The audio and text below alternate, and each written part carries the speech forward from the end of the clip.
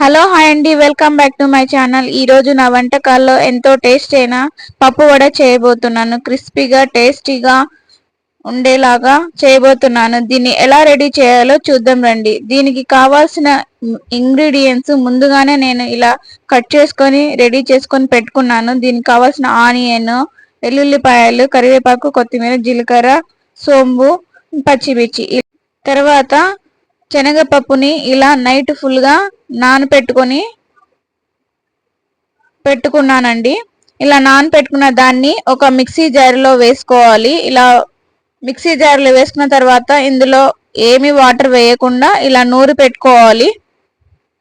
ఇలా నూరి పెట్టుకున్న దాన్ని ఒక బౌల్లో వేసుకొని అన్నీ మిక్స్ చేసుకోవాలండి. నేను ముందుగానే అన్నీ రెడీ చేసుకుని పెట్టుకున్న ఇంగ్రీడియంట్స్ను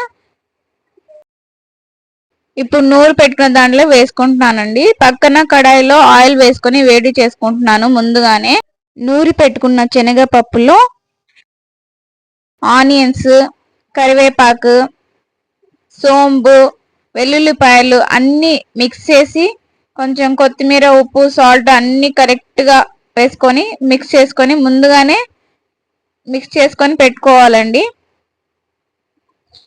నా వీడియో ఎక్కడ స్కిప్ కాకుండా ఎండింగ్ వరకు చూడండి. ఇలా అన్ని మిక్స్ చేసుకున్న తర్వాత ఇలా ముందుగానే అన్ని మిక్స్ చేసుకుంటే చాలా టేస్ట్గా ఉంటుందండి. చూడండి, ఇలా కొంచెం తగినట్టు సాల్ట్ కూడా వేసుకోవాలి. సాల్ట్ వేసుకున్న తర్వాత ఇలా అన్ని బాగా మిక్స్ చేసుకోవాలండి.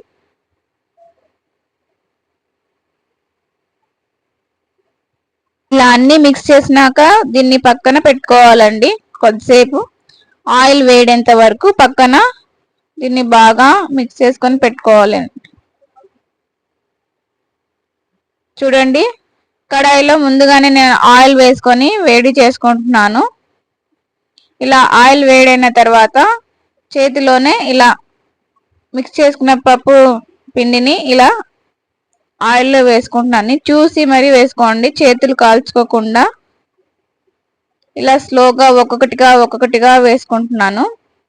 ఇది చాలా టేస్ట్గా ఉంటుందండి, క్రిస్పీగా ఉంటుంది. మీరు కూడా ట్రై చేసి చూడండి. నా వీడియో ఎక్కడ స్కిప్ కాకుండా ఎండింగ్ వరకు చూడండి. ఇలా వేసుకున్న తర్వాత వడని ఈ వడ అనేది ఒక బ్రౌనిష్ కలర్గా వచ్చేటట్టుగా చూసుకోవాలండి. క్రిస్పీగా ఆయిల్లో దీన్ని బాగా ఫ్రై చేసుకోవాలండి. లోపల పిండి ఉండకుండా దీన్ని బాగా ఫ్రై చేసుకోండి.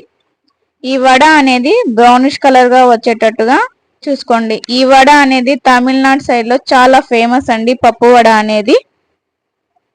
చూడండి, ఇలా రావాలి, కలర్ చేంజ్ అవ్వాలి, బ్రౌనిష్ కలర్గా వచ్చేసిందండి. ఇలా వస్తేనే లోపల పిండి ఉడికింది అని బాగా తెలుస్తుందండి. ఓకే, ఇలా వడ రెడీ అయిపోయిందండి. దీన్ని పక్కన నేను తీసుకొని పెట్టుకుంటున్నాను. అంతే అండి, ఎంతో టేస్ట్ అయిన పప్పు వడ రెడీ. మీరు కూడా ట్రై చేసి చూడండి. నా వీడియో కనుక నచ్చినట్లయితే లైక్ చేయండి, షేర్ చేయండి, కామెంట్ చేయండి, అండ్ మీ ఫ్యామిలీ మెంబర్స్ అందరికీ షేర్ చేయండి.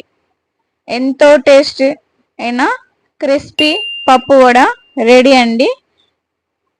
Thank you for watching this video.